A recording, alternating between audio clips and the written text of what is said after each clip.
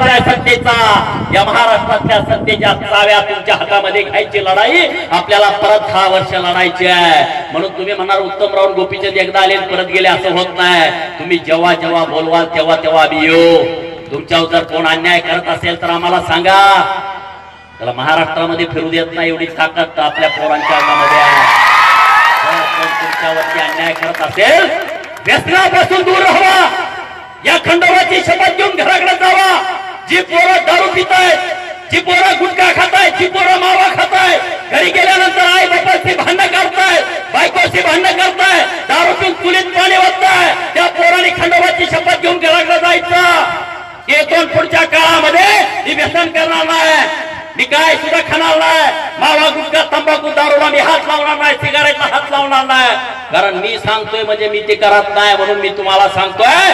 तर मी करत नसेल तर तुमचं माझ्यावरती प्रेम असेल तर तुम्ही ते करा. आणि जाता जाता एकच मी सगळ्या सभेमध्ये गोष्ट सांगतो, ती गोष्ट सांगतो आणि आपली सभा थांबवू. मित्रांनो, पांडुरंग तुम्हाला माहित आहे पंढरपूरचा? पंढरपूरच्या पांडुरंगाला सगळी लोक येत होती. हौसे नवसे सगळी लोक वारकरी सगळे यायची आणि पांडुरंगाचं दर्शन घ्यायचे आणि सगळे तिथं सांगायचे मी तंबाखू खातोय, आज पांडुरंगा मी सोडून देतो. मी दारू पितोय, आज तुझ्या पायावरती डोकं ठेवतो आणि आजपासून मी दारू सोडून देतो. आज मी खोटं बोलायची मला घाण सवय, मी पांडुरंगाला म्हणतोय की मला काहीतरी जे चुकीचं आहे व्यसन आहे ते मी सोडून देणार. सगळी लोक शपथ घ्यायची. एक मोठा व्यापारी होता आणि तो तिथं मंदिरामध्ये गेला. त्याला कुठलं व्यसन नव्हतं, तो खोटं बोलत नव्हता. त्या घरामध्ये लक्ष्मी पाणी भरत होती. फार मोठा तो सावकार होता. आणि मग त्यानं पांडुरंगाला प्रश्न केला, अरे मला व्यसन नाही, मी काही खात नाही, गुटखा मावा तंबाखू खात नाही, मी खोटं बोलत नाही, मी काही सुद्धा करत नाही, मग मी काय तिथं ठरवू, मी काय संकल्प करू? आणि मग त्यानं पांडुरंगाच्या चरणी डोकं ठेवला आणि म्हणला की मी आज या यात्रेतून परत जाऊपर्यंत 1 रुपया खर्च करणार नाही, असं मी इथं संकल्प. हे श्रीकृष्ण ऐकत होता. चालू झाली. मग तो शेवटी म्हणला उधार मी तुम्हाला गंध लावतो 1 रुपयाचा, तुमच्या घरी मला ऍड्रेस द्या आणि मी तुमच्या घराकडे येतो. आता ह्याचा नाईलाज झाला. त्यानं कपाळावरती गंध लावला, रुपये तर खर्च करायचा नाही ह्यानं संकल्प केलाय आणि कपाळावरती गंध लावला आणि तो व्यापारी घराकडे गेला. आणि बरोबर महिना झाल्यानंतर तो गावामध्ये त्याच्या बंगल्याच्या बाहेर असा कट्ट्यावरती निवांत बसला होता आणि समोर ते गंधवालं पोरग चालत येताना दिसलं. ते विचारत होतं अमुक अमुक व्यापाऱ्याचं घर कुठं आहे, बंगला कुठं आहे. आणि मग ती लोक सांगाल तो समोर व्यापारी आहे. आणि हो त्या चंदनवाल्याला बघितल्या घरात व्यापारी पळून गेला, दडून बसला. तो चंदनवाला आला आणि म्हणला अमुक अमुक व्यापाऱ्याचं हेच घर आहे का? तर हो म्हणले. पोरगा भेटला त्यांचा व्यापाऱ्याचा. म्हणला काय काम आहे तुमचं? नाही म्हणला तुमचे पप्पा माझा 1 रुपया द्यायचा आहे. अरे ते चक्रावलं, माझा बाप एवढा मोठा सावकार आहे, तालुक्यात नाव आहे आणि 1 रुपया द्यायचा आहे कसं म्हणतोय? त्याला तिथं बसवला आणि पप्पाकडे गेला. पप्पा पप्पा पप्पा एक पोरगा आलाय म्हणतोय माझा रुपया द्यायचा आहे. पप्पा म्हणला खरं आहे त्याचं, पण त्या पोराला जाऊन सांग की माझा बाप आजारी आहे. कुठं बोलायला लागला, 1 रुपया द्यायचा नाही संकल्प केलाय. आणि मग तो पोरगा म्हणला अहो तुम्ही कधी खोटं बोलत नाही कसं? नाही मी सांगतो तेवढं जाऊन सांग. तो बाहेर आला आणि त्या पोराला म्हटला की माझा बाप आजारी आहे. बरं म्हणलं ठीक आहे, दवा पाणी करा, डॉक्टरला बोलवा आणि पप्पाला तुमच्या दुरुस्त करा. तुमचा पप्पा जोपर्यंत बरा होत नाही तोपर्यंत मी इथं जाणार नाही. पोरगा आतमध्ये गेला आणि पप्पाला म्हणला ती म्हणतोय आता डॉक्टरला बोलवा, मी इथं जात नसतो. तो म्हणला बोलव डॉक्टरला. अरे म्हणलं आजारी नाही काय नाही तरी नाही बोलव म्हणला, मी सांगतो तेवढं करायचं. डॉक्टरला बोलवलं, त्याला इंजेक्शन मारलं, इकडं तिकडं झोपतोय. 1 दिवस झाले, 2 दिवस झाले, 3 दिवस पोरगा हलायला तयार नाही. 3ऱ्या दिवशी पोरगा गेला आणि बापाला म्हणलं अहो काय लावलं हे तुम्ही 1 रुपयासाठी, मी त्याला 1 रुपया देऊन टाकतो. नाही नाही म्हणलं तू काय बोलू नको, तो म्हणतोय तुम्ही दुरुस्त झाल्याशिवाय मी एकटा हलणार नाही.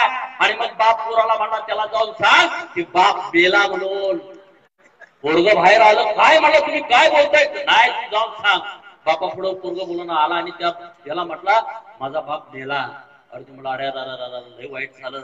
काही पाहुण्याला कळलं, ठीक आहे सगळ्या कळवून टाक. त्यानं फोन करायला चालू केला. अरे बाप तर जिवंत आहे, त्या पोराला काही सूचना झालंय. सगळ्या पाहुण्याला सांगितलं माझे पप्पा गेले अटॅकाला, आमचं झालं तमकं झालं. सगळी तुम्हाला माहिती रडारडी चालू झाली, पळायला लागली सगळी. त्या घरापुढं सगळी गर्दीच गर्दी. आता सगळी शेवटची वेळ आली. त्याला बाहेर आणलं, आंघोळ घातली, ताटे बांधली, त्याला तेव्हा झोपवला. ते म्हणाला आता खाली न्यायची वेळ आहे. म्हणला काय बोलायचं नाही, चला सगळं त्याला झोपवला, सगळं झालं आणि खांद्यावरती चोव घेऊन ह्याला गाडगा हातामध्ये दिलं, स्मशानभूमीत नेलं. स्मशानभूमीमध्ये गेल्यानंतर ह्या पोराला आंघोळ घातली, तिथं सगळं सरण रचलं, त्याच्यावरती ठेवलं, सगळं फेरं झालं. पाणी पाजताना पोरग म्हणतोय पप्पा आता भडांगणी द्यायची वेळ झाली, आग लावायची वेळ आली. बाप त्याला म्हणला लावून टाक. आणि जेव्हा तो पोरगा भडांगणी लावायला त्याला ती आग लावली त्या सरणाला, तेव्हा तो श्रीकृष्ण रूपी चंदनवाला आला आणि त्याने ती आग विझवली आणि त्या व्यापाऱ्याला बाहेर काढलं आणि पाठीवरती हात टाकला आणि म्हणला संकल्प करावा तर असा करावा. 1 रुपयासाठी जीव गेला तर बेहतर, कारण त्याला संकल्प केला होता. मग तुम्ही आज खंडोबाच्या चरणी काय संकल्प करणार? काय संकल्प करणार तुम्ही खंडोबाच्या चरणी? आज जाताना तुम्ही संकल्प करा, जोपर्यंत एसटीचा धागडा धनगराच्या पोराच्या हातामध्ये पडत नाही, जोपर्यंत एसटीचा धागडा धनगराच्या पोराच्या हातामध्ये पडत नाही, तोपर्यंत भारतीय जनता पार्टी सरकारला बेजार केल्याशिवाय थांबणार नाही. नंबर 2 चा संकल्प असा करा की माझ्या पोराबाळांचं उच्च शिक्षण केल्याशिवाय मी गप्प बसणार नाही. त्याला कुठे ऊस तोडीला पाठवणार नाही, त्याला कुठे इकडे जा तिकडे जा म्हणणार नाही. जो पोरगा शिकतोय 1 एकर रान विकायला लागलं तर चालेल, पण पोरगा माझा अधिकारी बनवल्याशिवाय मी गप्प बसणार नाही. झोपड्यापर्यंत पिवळ्या दिव्याची गाडी यायला पाहिजे. कसली? तहसीलदारला पिवळ्या दिव्याची गाडी असते. रिटायर होतो कोण काढून घेऊ शकतं का? तो तहसीलदार हा तालुक्याचा प्रशासनातला आमदार असतो, पोलीस इन्स्पेक्टर हा प्रशासनातला आमदार असतो. आणि मग तुम्ही ठरवा, एका बाजूला माझी पोरं आमदार करेल आणि दुसऱ्या बाजूला पोरं माझी प्रशासनातले अधिकारी करेल. क्लास 1 अधिकारी झाल्याशिवाय मी गप्पा बसणार नाही. हा संकल्प तुम्ही इथं करा. आणि चेत मोगरा गावातल्या महाराष्ट्रातल्या धनगराला एवढं सांगतो, अरे उन्हात ताणामध्ये हे मोठं शहर नाही, हे तालुक्याचं ठिकाण नाही.